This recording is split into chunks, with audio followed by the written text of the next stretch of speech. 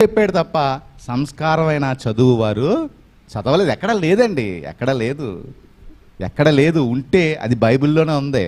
Bible చదివిన వాళ్ళందరూ కూడా ఒకప్పుడు నటించిన వాళ్ళు జీవిస్తున్నారు. ఒకప్పుడు దొంగతనాలు చేసిన వారు అది తప్పు అని తెలుసుకుని ప్రభు కొరకు జీవిస్తున్నారు. చిన్నప్పటి నుంచి ఎన్ని సాక్ష్యాలు.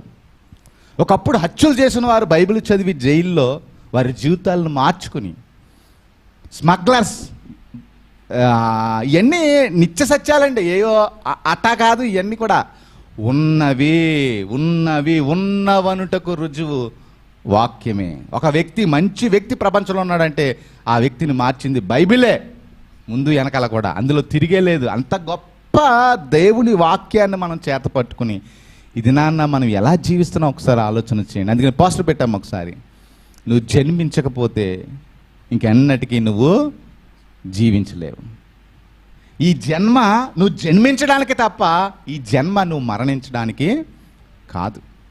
ఈ జన్మ నీ ఇష్టానుసారంగా బ్రతకడానికి కాదు. ఒకే ఒక ఆలోచనతో దేవుడు మనకి జన్మిచ్చాడు. మనము తిరిగి జన్మించాలి. యేసుప్రభువు అన్నారు,